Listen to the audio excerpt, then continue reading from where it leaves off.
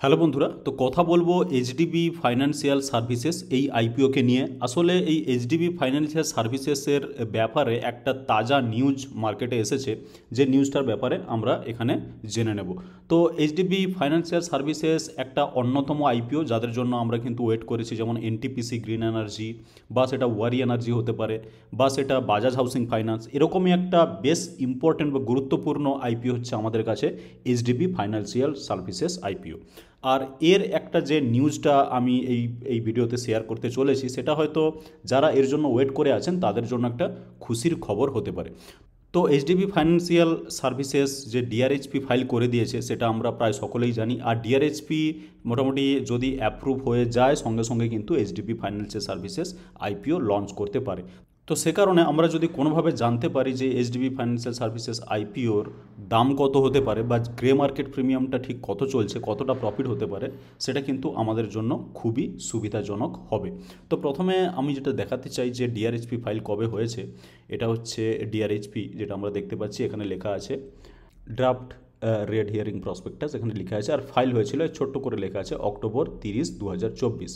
তো এটা অ্যাপ্রুভাল পেয়ে গেলেই কিন্তু সঙ্গে সঙ্গে হয়তো এইচডিবি ফাইন্যান্সিয়াল সার্ভিসেস আইপিও চলে আসতে পারে, আর তার জন্য কিন্তু আপনাকে রেডি থাকতে হবে। তো হঠাৎ করে এই ভিডিওটা বানানোর কারণ হচ্ছে এটাই, যে কিছু নিউজ এসেছে মার্কেটে, যেমন HDB financial shares search in unlisted market. Unlisted market মানে কোনটা, যেটাকে আমরা গ্রে মার্কেট বলে থাকি। As HDFC bank units plans IPO launch. IPO যে লঞ্চ করার প্ল্যান আছে সেটা আমরা অলরেডি জানি। তবে এখানে নিউজে যেটা বলা হয়েছে, এটা কিন্তু পুরনো নিউজ নয়, এটা হচ্ছে নভেম্বর 15 তারিখের নিউজ, একদম বিকেলের বা সন্ধ্যের news. HDB financial services share search in unlisted market. এর মানে কি, যেটা বলা হচ্ছে যে জিএমপি, যেটা গ্রে মার্কেট প্রিমিয়াম, সেটা কিন্তু সার্চ মানে যথেষ্ট ভালো বড় রকমের উপরের দিকে জাম্প দিয়েছে। আরও যদি আমি নিউজ দেখাতে চাই, যেমন আইপিও বাউন্ড, অবশ্যই ডিআরএসপি ফাইল হয়ে গেছে মানে IPO bound HDB financial stock source in unlisted market, মানে স্টকের যে জিএমপি যেটা, সেটা কিন্তু ভালো রকমই জাম্প দিয়েছে। তো সত্যিকারের কি ভালো রকম জাম্প দিয়েছে, সেটা যদি আমরা দেখতে চাই, আমি আপনাদের এই চার্টে আনতে চাই। এখানে 1 ইয়ার দেওয়া আছে, আমি যদি 6 মান্থসে দিই, এটা কিন্তু এইচডিবি ফাইন্যান্সিয়াল, এখানে দেখতে পাচ্ছেন ক্লিয়ারলি লেখা যে HDB financial services limited unlisted shares. ঠিক আছে, তো আনলিস্টেড শেয়ার মানে বুঝতে পারছেন এটাই হচ্ছে সেই গ্রে মার্কেট প্রিমিয়াম, যেটা হয়তো মে মাসে এটা কাছাকাছি ছিল 1100, সেখানে কিন্তু একটা বিশাল বড় জাম্প দিয়ে এই জায়গায় এসেছিল 24শে সেপ্টেম্বর, এবং প্রাইসটাও দেখা যাচ্ছে যে 1550। কিন্তু 24শে সেপ্টেম্বর বা এখানে 27শে সেপ্টেম্বর, 28শে সেপ্টেম্বর, 1 অক্টোবর পর্যন্ত মোটামুটি ওপরেই ছিল 1525। তারপরে কিন্তু আমরা একটা ফল লক্ষ্য করতে পারছি। এবং আমরা যদি একদম একদম লেটেস্ট কিছু দেখতে চাই, এখানে 16ই নভেম্বর দেখতে পাচ্ছেন যে দাম হচ্ছে 1250 টাকা। এটা কিসের দাম, এটা হচ্ছে জিএমপি বা আনলিস্টেড শেয়ারের দাম। ঠিক আছে, যেটা গ্রে মার্কেট প্রিমিয়াম। তো 1250 যদি গ্রে মার্কেট প্রিমিয়াম হয়, তাহলে প্রাইস কত হলে আমাদের কত লাভ হবে, সেই প্রশ্নটা কিন্তু মাথাতে আসবেই আসবে। ঠিক আছে, তো এই যে পতন, এই পতনের কারণ কি সেটা যদি আমরা দেখি, সেটা আমাদের কাছে অ্যান্সারটা হয়তো থাকবে অলরেডি, যে মার্কেট। আমরা দেখলাম ওটা 24-এর পর থেকে, এইখানে দেখুন এটা হচ্ছে 27শে সেপ্টেম্বর। ঠিক আছে, তো 27শে সেপ্টেম্বর থেকে মার্কেট এভাবে কিন্তু একেবারে ডাউনটার্ন নিয়ে নিয়েছে। তো সে কারণে আমরা সেটা কিন্তু এইচডিবি ফাইন্যান্সিয়াল সার্ভিসেসের যে প্রিমিয়াম, সেখানেও কিন্তু আমরা সেই ডাউনফলটা দেখতে পাচ্ছি। সে কারণে আমি প্রত্যেক ভিডিও বলি যে মার্কেট কেমন আছে ওভারঅল, তার উপরেও কিন্তু ডিপেন্ড করে যে গ্রে মার্কেট প্রিমিয়াম আমরা বা জিএমপি আমরা কতটা পাবো। এখন যদি মার্কেট ঘুরে দাঁড়ায়, কোনোভাবে পজিটিভ মোমেন্টাম নিয়ে রিভার্স করে নেয়, তাহলে কিন্তু আমরা এখানে এই জিএমপিটাই হয়তো আবার ব্যাক করে 1550-এ আসতে পারে। আমি অ্যাকচুয়ালি একটা সিএলএসের রিপোর্টের কথা বলবো, যেটা আজকে এসেছে, একদম লেটেস্ট এবং তাজা খবর। সিএলএসএ, যেটা আমরা সবাই জানি একটা বড় ব্রোকার হাউস, যেটা মানে পুরো ওয়ার্ল্ডে কাজ করে, আর এদের কথা লোকে মানেও। যাই হোক, তো সিএলএসএ যেটা বলেছে সেটা হচ্ছে যে এখন যেটা মোটামুটি একটা ট্রেন্ড চলছিল, ভারত থেকে বেরিয়ে টাকা চায়নাতে যাবে, সেটা কিন্তু একটা ওরা রিভার্সালের কথা বলছে। মানে কি, যে চায়না থেকে টাকা বেরিয়ে এবার ইন্ডিয়াতে আসা উচিত বলে কিন্তু সিএলএসএ মনে করে। যদি রিপোর্টটা সম্বন্ধে আপনারা অবগত না হন, আমি পুরোপুরি রিপোর্টটা ডিটেলসে দেখাতে চাই।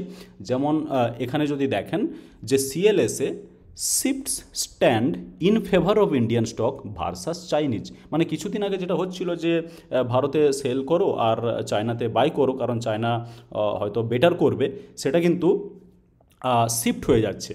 চায়নাতে যেটা টাকা চলে গেছিলো, আমরা সবাই এটা আলোচনা করেছি আমাদের চ্যানেলেও, সেটা কিন্তু শিফট করছে। এবং সেটা আমার কোনো কথা নয়, সেটা হচ্ছে সিএলএসএ বলছে যে shift stand in favour of Indian stock versus China. China থেকে কিন্তু ইন্ডিয়াতে ওরা শিফট করার কথা বলছে। আর এটা কিন্তু কোনো পুরনো বস্তা পচা নিউজ নয়, এটা হচ্ছে নভেম্বর 16 7:36 PM, একদম লেটেস্ট নিউজ। এটা আমি টাইমস অফ ইন্ডিয়া থেকে আপনাকে দেখাচ্ছি, এখানে দেখতে পাচ্ছেন TY। আরও যদি এরকম দেখতে চান, যেমন এটা মিন্ট থেকে আমি দেখাচ্ছি, এই যে দেখতে পাচ্ছেন Mint, CLSA hikes India allocation to 20% overweight on foreign inflow bets. মানে সিএলএসএ, এটা এখানে যেটা বলা হয়েছে নিউজটা, মানে সিএলএসএ পুরো রিপোর্টটা পড়লে সব এগুলোই আছে। সিএলএসএ ইন্ডিয়াতে অ্যালোকেশন বেশি করছে, কারণ কি তাদের মনে হচ্ছে যে ফরেন ইনফ্লো এবার আসতে পারে। কারণ আমরা জানি ফরেনাররা বা এফআইআই আমরা যেটাকে বলি, তারা কিন্তু লাগাতার সেল করে গেছে, এবং এরকম একটা সেলিংয়ের পরে এই পজিটিভ নিউজটা আসছে। একদম যদি মার্কেটের ওপরে পজিটিভ নিউজ আসতো তাহলে কিন্তু আমি অতটা বিশ্বাস করতাম না, আমি নিজেও বিশ্বাস করতাম না, সেটা সিএলএসএ বলুক যাই বলুক। কিন্তু যেহেতু মার্কেট অনেকটা নিচে এসেছে এবং তারপরে এ ধরনের খবর আসছে, এর কিছুটা হলে, আমি বলবো না যে মার্কেট একেবারে মোমেন্টাম নিয়ে উপরের দিকে যেতে শুরু করবে, কিন্তু এর কিছুটা তো প্রভাব পড়বে বলে আমার ধারণা। কারণ সিএলএসএ কিন্তু একেবারে ওয়ার্ল্ড ফেমাস, ঠিক আছে। তো reverses China call post Trump win, মানে এদের মনে হচ্ছে, সিএলএসের মনে হচ্ছে যে ট্রাম্পের উইনের পরে সিএলএসএ কিন্তু এই যে মানে যে ডিসিশানটা সেটা কিন্তু রিভার্স করে দিচ্ছে এবং ইন্ডিয়া অ্যালোকেশনটা কিন্তু বাড়াচ্ছে। আরও নিউজ দেখবেন, এটা ইকোনমিক টাইমস, এখানে ক্লিয়ারলি লেখা আছে CLSA cuts weight on China, চায়নাতে কাট করে দিচ্ছে এবং ইন ফেভার অফ ইন্ডিয়া কিন্তু তারা কথা বলছে। Amid speculation of trade war on Trump re-election, এখানেও ক্লিয়ারলি বলা হচ্ছে, দেখতে পাচ্ছেন টাইমটা 16 নভেম্বর 9:29 AM। তো এরাও কিন্তু বলতে চাইছে যে ট্রাম্প রিএলেক্টেড হওয়ার পরে, ট্রাম্প যেহেতু আগেও ছিল সেই জন্য রিএলেকশন কথাটা ইউজ করা হয়েছে, তো ট্রাম্পের এই দ্বিতীয়বার জেতার পরে কিন্তু চায়নার ওপরে কিন্তু কাট করে দিচ্ছে ওয়েট এবং ইন ফেভার অফ ইন্ডিয়া কিন্তু কাজ করছে। এবং এইসব খবর কিন্তু মার্কেটের জন্য যথেষ্ট পজিটিভ বলে আমার মনে হয়। India list expose to Trump's trade policies, CLSA raises India's overweight to 20% over China, যেটা আমরা আগেও দেখলাম। এখানে একটু দেখুন বিজনেস স্ট্যান্ডার্ড, এখানে ক্লিয়ারলি দেখতে পাচ্ছেন ইন ইউটার্ন, এটা সত্যিকারের ইউটার্ন। তার কারণ হচ্ছে ইন্ডিয়া থেকে চায়না যাওয়ার কথা চলছিল এক সপ্তাহ, ইভেন এক সপ্তাহ আগে, এবং পুরো লাস্ট 1-1.5 মাস আমরা সেটাই দেখেছি কী ধরনের আমরা মার্কেটে ফল সহ্য করেছি, সেটা আমরা সকলেই জানি। এবং সব টাকা যাচ্ছে চায়না কিন্তু উঠতে আছে প্রত্যেক দিন। তো সেটা কিন্তু একদম ইউটার্ন নেওয়ার কথা বলছে সিএলএসএ, যে ইউটার্নে এটা বলা হচ্ছে কি CLSA set focus back to India and reduces China exposure. প্রত্যেকটা জায়গায় কিন্তু একই কথা বলা হয়েছে। CLSA reverses tactical shift from India to China, says this on dragon tiger and Trump 2.0। তো ট্রাম্প 2তে চায়নার সমস্যা বাড়তে পারে এবং সে কারণে এখানে সেলিং যেটা চলছিল এবং চায়নাতে যেটা যাচ্ছিলো সেই মানি হয়তো ব্যাক করতে পারে। আর ব্যাক করলে যদি এই ওভারঅল মার্কেটের ওপরে, আমি এখানে নিফটি 50 চার্ট দেখাচ্ছি, যদি এই মার্কেটের ওভারঅল মার্কেটের উপর যদি পজিটিভ প্রভাব আসে এবং এখান থেকে যদি কাম ব্যাক করে, তাহলে এইচডিবি ফাইন্যান্সিয়াল সার্ভিসেসের মতো এরকম একটা ভালো আইপিওর প্রাইসও কিন্তু, মানে জিএমপি যেটা, সেটা কিন্তু বাড়তে পারে। এখন জিএমপির ওপরে ক্যালকুলেশান যেটা আমরা করতে চাই সেটা হচ্ছে আমাদের দাম কীরকম হতে পারে এবং সেই অনুযায়ী আমরা প্রফিটটা কত সেটা কিছুটা হলেও আন্দাজ লাগানোর চেষ্টা করতে পারি। তো সেই জন্য আমি আপনাদের একটা নিউজেই নিয়ে যাচ্ছি, দেখতে পাচ্ছেন IPO bound HDB financial stock soar in unlisted whatever. তো এখানে একটা ক্লিয়ারলি লেখা আছে, দেখতে পারবেন, after the IPO plan was announced the share rose to a high of 1400, এবং সেটা আমি আপনাদের দেখালাম 1400 শুধু নয়, এটা এই জায়গাতে 1550 হয়ে গেছিলো কিন্তু, ঠিক আছে, 1550। তো যাই হোক 1200 বিফোর সেটেলিং অ্যাট 1200, যাই হোক। However brokers in the unlisted market say the euphoria is not justified as they expect the IPO to be priced around 750 থেকে 800।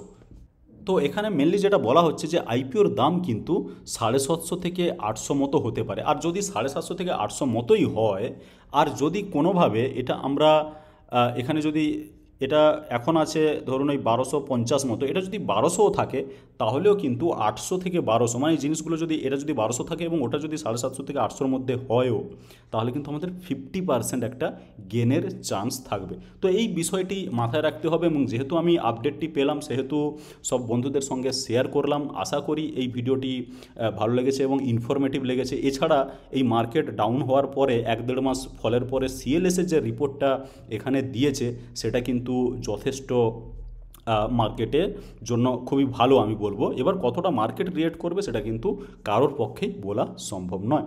তো বাস ভিডিওতে এটুকুই। ভিডিওটি ভালো লেগে থাকলে ভিডিওটিকে শেয়ার করুন, লাইক করুন, আর চ্যানেলটিকে সাবস্ক্রাইব করে রেখে দিন, যাতে করে আমাদের প্রত্যেকটা ভিডিওর এরকম আপডেট আপনি সঙ্গে সঙ্গে পেয়ে যেতে পারেন। আর ভিডিওটি দেখার জন্য আপনাকে অনেক ধন্যবাদ।